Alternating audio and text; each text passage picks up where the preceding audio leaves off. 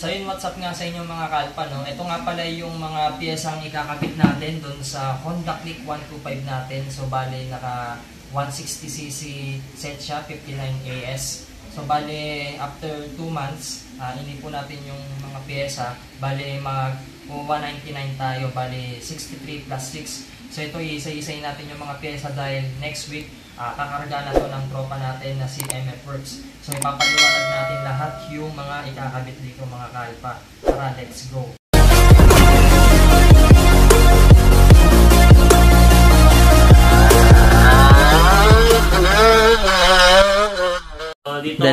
Dala. So yun na, ito yung tropa natin na si MF Works. So papakita natin lahat ng mga piyesa. Bali, straight ataka pala to, pati pang baba. Bali sa head natin, no, gagamit tayo ng ataka head na 2530. Bali ito kasi dati nakakabit do sa 59 big bulb niya na sumabog na binabas nyo ako. So yun, iayusin lang natin. Bali ito yung bago nating barbula, tumating na. Tapos syempre i-probe na rin natin yan. Yung dati kasi na baluktot, kaya bumili tayo ng bagong replacement. Dadali natin sa machine shop, tapos replace tayo ng bulb guide. Hindi ko na sasabihin kung ano ginagamit. Tapos dito tayo sa sigunyal bearing, gamit lang natin Racing Monkey. Budget friendly pero matibay. No? Si Racing Monkey. Tapos pangalawa, ataka Conrad na forge. Ayun siya. Nakikita niyo na, pakaganda, diba? Malinis. Forge rod ni ataka. Then kompleto na rin pala to, no, guys. May bearing na siya. Ay kasama ng pin. Kasi nga dahil gagawin namin 190 na, hindi na magagamit to. Ito na ang gagamitin natin, no. Si Pitts Bike na pang pin 3. Bali sa total stroke natin tol plus 6 siya eh. Kaya gagamit tayo ng palaman. Saan na yung caliper mo tol? Saan yung caliper natin? Ito ko no. Bali dalawang palaman pala to gagamitin. Dalawa. Pitts Bike rin yung palaman natin, no. Hindi ako sure pero wala siyang brand eh. Kasi pigilan ng tropa din to. Bali palaman natin nasa siya 4.4 mm. So makapal pa to. Sakali man baka isa lang magamit dito. Masyadong makapal eh. Ayan. Ito sakto 3 mm. Dito tol, explain mo nga dito, 'di ba? Magbababa tayo ng makina tas pangbaba, 'di ba? Bali ang na kasi tawag doon? Pagka pangbababa yung tawag nila doon, magtatanim. Sigunyal. Mag-stroke up, Bali, tanim balance ba ang tawag doon? Sa ngayon pinag-iisipan ko tanim balance yung gagawin ko sa sigunyal. Pero gagawin ko baka hindi na tanim balance. Sikreto ko na yun. Makikita nyo na lang paano tumakbo yung motor. Tapos sa injector natin, no. Bali dalawa, bilhin natin. Isang 180 tsaka isang 220.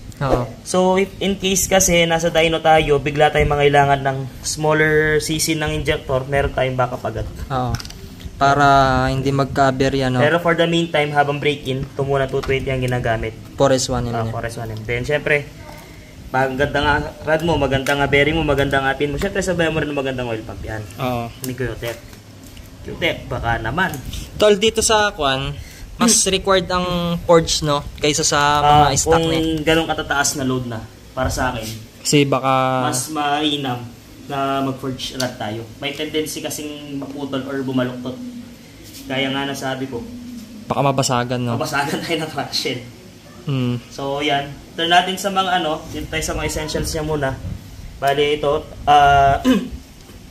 sa oil seal ng CVT side, no. Bali yan Honda Genuine, screenshot niyo na lang yung part number. Bali Thailand made siya, no. Dalawa kasi yan. Yung isang genuine na ganto, Batangas galing. Locally made, pero ito kasi Thailand, kaya ganyan siya. Pero genuine yan. Ito yung nasa yan yung isa din, Thailand din. Pero may mga Batangas na galing, may mga locally made tayo na oil seal na galing Batangas. Then ayan sa head natin syempre, mga stud bolt. And then syempre, gagamit tayo ng adjustable tayo. Didegree na rin natin yung pack. AH1, no? Ito pala galing palang Indo to. Ayan, adjustable timing gear. Yung teeth niya ay 34 teeth. Ayan, gagamit tayo niyan. Kasi mas required to pag magkakon tayo, di ba? Mas mataas ang kailangan natin yun para ma-sentro natin yung cam. Gagamit, na kasi gagamitin natin doon yung degree wheel, no? Then, ito, black kit tayo. Ataka rin gagamitin natin 63 mm. Ito siya. Pero ito Ceramic. siya, ceramic chrome bore na yan. Bali yan siya. 63. Bali pala to, sinukat ko na sa motor ko to. Bali dito sa ano niya, dito sa mismong slip niyan to, plug and play to. Konting-konting clearance lang yung matitira. Bali, hindi magwawalwal, slim, no? Slim fit. Ano, snug fit lang siya. Hindi siya yung ano, sa ano, yung masikip. Papasok kahit wag ganun tabasan to. Then, Ito yung mga piston natin, forged piston na FNJ.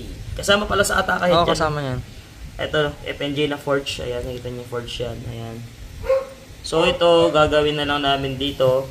Medyo naka-foot tip siya. Baka packet na lang. Oo, hindi na tayo mahirapan, tol, no? Kasi, ano, dito? Ano? Konti na Pasok lang. na, 25-30, pasok na eh. Kaso, syempre, malakihan natin ang konti para sakto-sakto. Pakita natin, baka di sila maniwala, tol. Ito, 25-30. Yan, Ataka to, ah. Ayan o. Ayan yung ano. Sa mga nagsasabi sa akin, hindi kasya ang 59 o hindi kasya sa 59 na 25-30 na head. Dapat naka-forged piston kayo, halulusaw pagka nag-lean. Ayan. Konti na lang, no? Tatama Tatama na lang no? to para siguro allowance na lang gagawin dito. Sa lalim, pakiti-check natin. Upon checking na lang siguro sa machine shop. Pero tol, sure kaya rin to. Kahit di na tayo magpalit ng... Piston? Oo. Goods na yan. Balit lang naman chamber nito. Hindi ko nagagalawin ito, tol. Kasi sakto. Kasi yung iba, di ba, nagpapalit ng van, no? Sakto naman to. Hindi ko nagagalawin chamber nito. Dito natin malalaman kung matibay yung Piston niya. piston ni Ataka, no? Tayo mismo tetesting. And syempre, di mawawala si piston lock, piston pin, mga head, mga gasket. Ito di ko gagamitin to. Papel kasi to, baka mamaya masira tayo dyan. Then, piston ring. Riken ang kasama niya rin pagka binili nyo to. Oo. Bali, bibigay na lang ni Tol Alpha yung ano, yung mga link sa description box. Ayan. 63. Baka di sila maniwala 63. Kasi nakikita dito, 62.9090. Di pa nila sinaktong 63, no? Kasi mayroon purpose yan. Na-explain natin. Kasi ito, tol, explain mo nga rin yung dito yung sa water jacket niya. Maganda rin ba yung kanya? Ito kasi parang ang ginawa dito ni Ataka. Dahil chrome bore siya, no? Mostly kasing gumagawa dito sa mga diesel engine. Meron siyang slightly, kung mapapansin mo, hindi pantay ito eh. Ayun o, medyo may uka. Ayun o, may uka siya. May angat siya dito. Ang purpose kasi nito, konting-konti lang angat nito. For sealing the chamber. Hindi tatagas dito yung ano, coolant. Or sisingaw yung combustion. Hindi lalabas dito. Kaya nakaangat siya. Maganda rin yung pagkakagawa nila sa block, no? Oo. Tsaka parang kagaan eh. Oo, kasi ceramic nga siya. Pero kung ano, mabigat pa rin to. Ceramic ko naman to eh. Nakaganda kasi dito, konting break-in lang. Tapos dito na tayo sa Total body natin. Total body, UMA. Ayan. UMA na 34mm. Ayan, may kasama siyang mga gasket, insulator. Siyempre, ito yung ano eh. Icon pala to, unahan ko na sila. Hindi pala akong magda-down drop kasi gusto ko may compartment pa rin. may compartment pa rin. Bale, Kasi ito. naglo-long ride tayo eh. Ito kasi, papansin nyo, mas maikli si UMA. Magkaganda kasi dito, mas maikli travel time ng ano, ng air fuel or ng air pagdating sa makina. Kasi kung mas maikli to, para sa akin, sa pananaw ko kung mas maikli to, hindi agad-agad iinit yung hangin na pumapasok sa kanya. Although, syempre, malamig yung papasok. Pag nag-travel yan, iinit yan. Dito, kasi umiinit din to eh. Kaya mas pipinaikli para konti lang yung travel time niya at mas malamig yung napapasok. So, mas malamig na hangin, mas malakas na makina. Tapos, ano na yung kanya kasama niya ito? Pagka binili nyo pala to, dahil hindi na papasok yung sa stock, ano nyo, tube nyo. Ayan, meron na siyang kasamang front air. Goma din yan. So, ito yung tinatawag nila sa kotse, kumbaga sa kotse, cold air intake kanila. Ito yun. Ito yung ginagamit nila. Then, dito tayo sa torque drive, no? TSMP tayo na torque drive. Bungasi po yan. Ayan, ito nyo naman. TSMP, yan. Pero, tsaka na to. Ipunin natin yung sa panggilid. Tapos, mga other essentials na lang to. Pan, kasi nga, magano tayo. Sobrang pan eh. Tutuwal, jitter setup tayo. So, magiging ganyan ang pwesto nyo sakali. Pero kung hindi ko man ilagay ito, doon na lang sa isa eh. If ever na hindi malagay yan, doon tayo sa isa na lang. Kasi mas preferred mo kasi magamit pa rin yung gulay board eh. Oo. Then quick throttle Daytona. Complete set. Kasama tong cables. May return pa rin siya eh. May return pa rin siya. Then tatlo yung pwede nyo sila pag sa pagpilian na aggressiveness ng throttle. Bali, so yun lang. Bali, ano na lang to? Abangan na lang nila. Abangan nila lang kailan namin bubuin.